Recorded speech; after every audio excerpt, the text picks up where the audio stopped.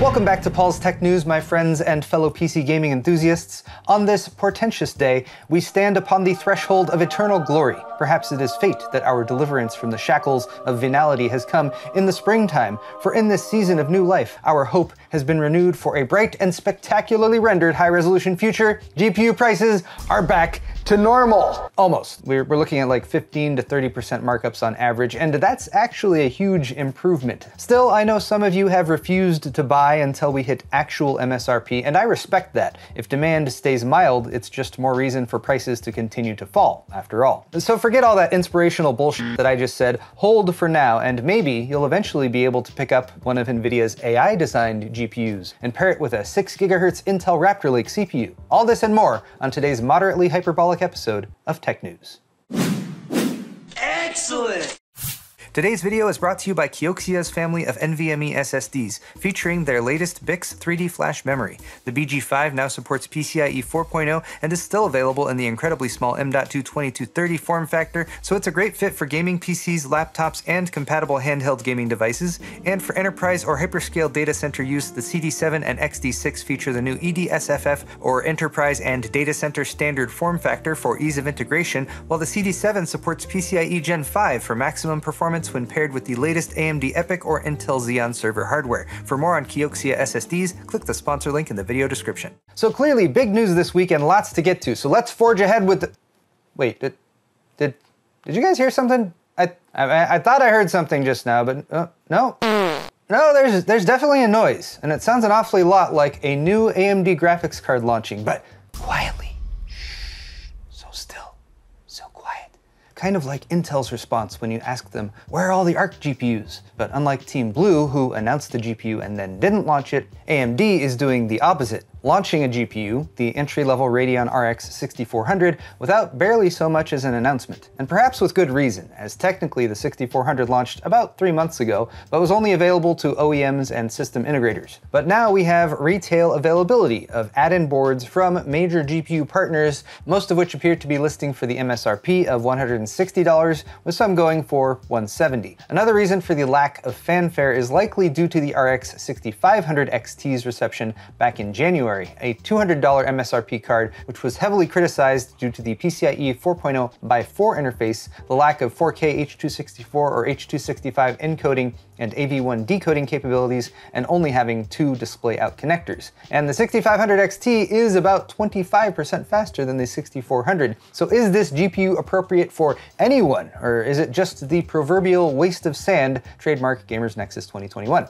On the plus side, with a typical board power of 53 watts, the 6400 can be powered through the PCIe bus, which provides up to 75 watts, meaning no supplemental power from the power supply is needed, and AMD is only recommending a 250-watt power supply for PCs with a 6400 installed. You might also note that many cards are half height, meaning they can be installed in small form factor PCs, like those little Dell units popular in office environments. And the 6400 XT does seem to marginally outperform NVIDIA's GTX 1650 and 1050 Ti, so it could be a good upgrade option to squeeze some more life out of an older system. But here you should beware once again, as that PCIe 4.0x4 interface is by 4 no matter what PCIe version your motherboard supports. The 6500 XT drops performance if you install it in a PCIe 3.0 system, and while the 6400 probably won't be affected as much since it's already a slower card, it will definitely suffer in a PCI Express 2.0 system,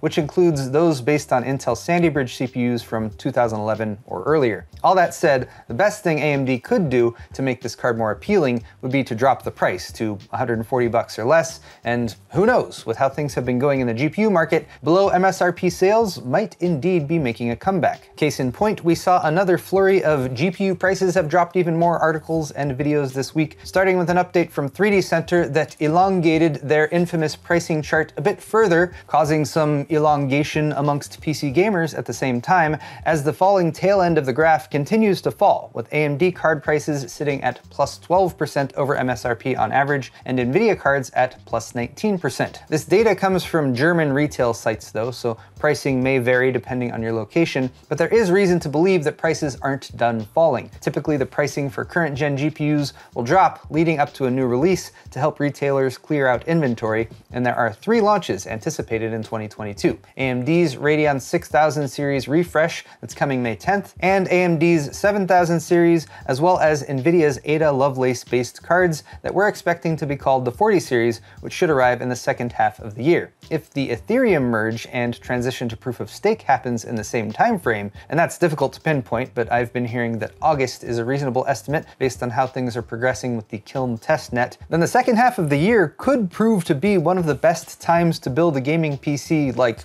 ever. But let's temper our expectations with regular reality checks, and if you do want more data on the US GPU market, I'll point you towards Tim's April GPU pricing update over on the Hardware Unboxed channel. By Tim's numbers, NVIDIA cards are still plus 28%, and Radeon cards are still plus 17 on average, but there are standout values like the 3070 Ti to be found. I just bought one for $700 on Newegg on Thursday, which is about 70 bucks down from Tim's estimate from just a couple days ago, and almost palatable given the $600 MSRP. Speaking of NVIDIA GPUs, a tidbit from their GTC 2022 presentations came to light this week as Team Green's chief scientist and senior vice president of research, Bill Daly, revealed that NVIDIA isn't just manufacturing GPUs with hardware-based AI acceleration, they are using AI to design and develop new GPUs. In-house tools have been designed to train AI models, allowing them to reduce development time while testing GPU designs. Tasks such as mapping voltage drops across a die or scaling architecture from one process node to the next can be done faster and with less human involvement, while often producing superior results. And once again, I find myself torn between an optimistic take on this,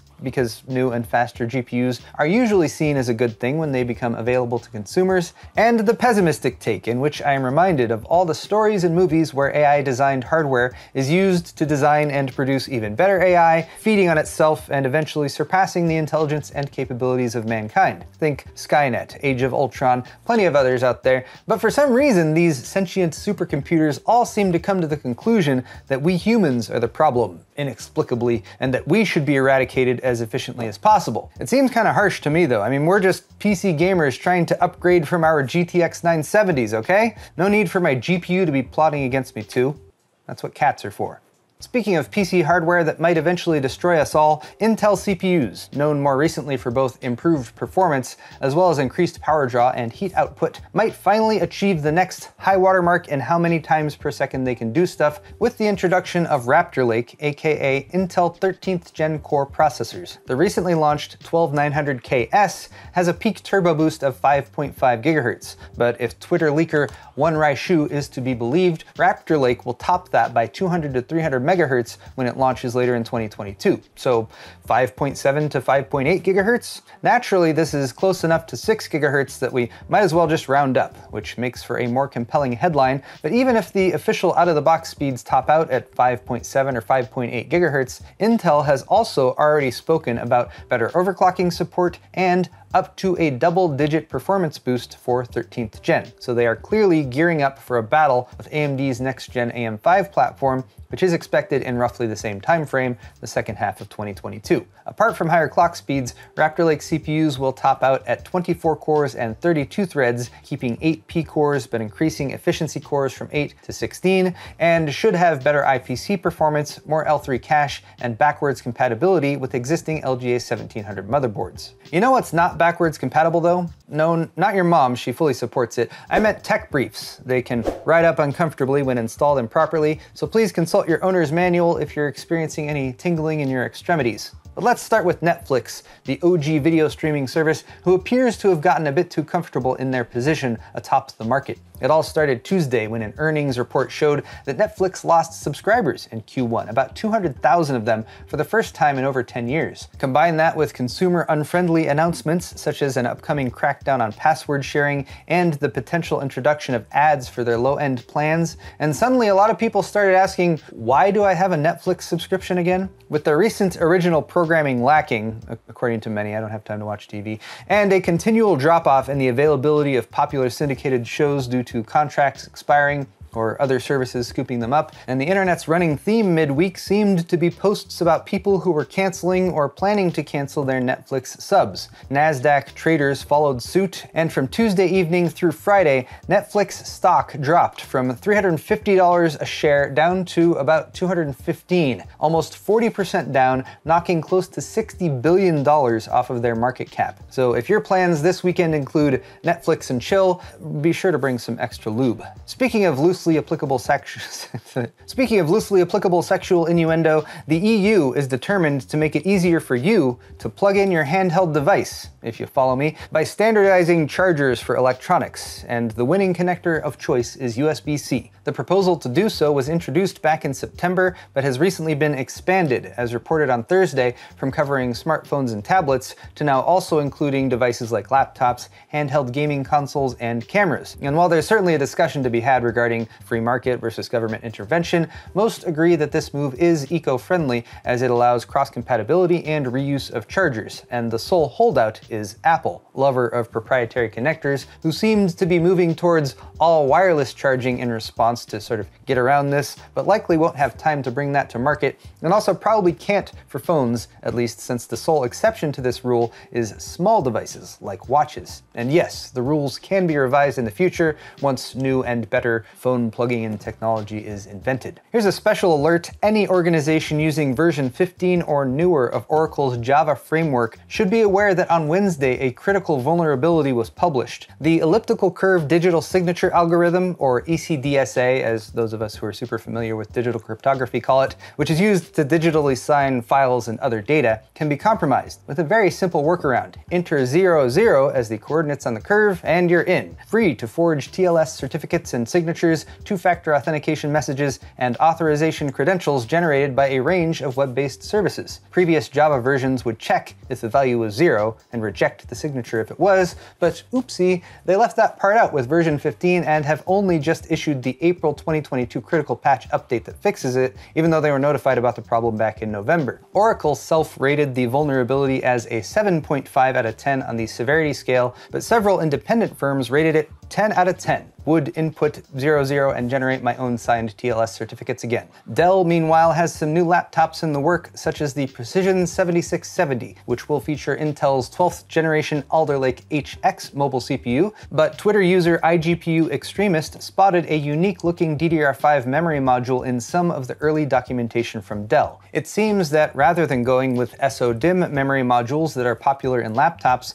they made a new standard called a Compression Attached Memory Module, or CAM, that allows them to basically fit 2 sticks of memory onto the same PCB. That's cool and all, but it's also a new proprietary standard that means you'll have to buy specialized memory kits to upgrade, and we all know how price-competitive products are when they use a unique interface that's only controlled by a single manufacturer. At least it's not soldered, I guess, but hopefully this trend doesn't catch on, and buyer beware for anyone shopping for a new Intel 12th gen laptop. Speaking of things to beware of, Linus Sebastian. It's always good to keep the popular tech YouTuber at arm's length at minimum, just in case he drops a heavy object. But right now, you should maybe up that distance to 6 feet or so, since on Monday he let everyone know that he tested positive for COVID. He is triple vaccinated, thankfully, so at worst he has described it as a nasty flu, and apparently he lost 6 pounds too. But of course he still managed to shoot a couple videos during recovery because he is Linus after all, and as of Friday he says he's on the mend. So get well soon, Linus, and I'm sure you'll be back to dropping expensive PC hardware for our entertainment very soon. But that's all the entertainment I have lined up for today, so there you have it, tech news for the week. And if you liked it, click that like button and spread a bit of positivity in the world. Your feedback is always welcome too, so please feel free to leave me a comment down below. While you're down there, all the articles I talked about today are linked in the description if you're interested. You can also check out my store at paulshardware.net for high quality merchandise, t-shirts, hoodies, beer sets, and more. And subscribing is, of course, the best idea if you're into that sort of thing. Thanks again, everyone, and we'll see you next week.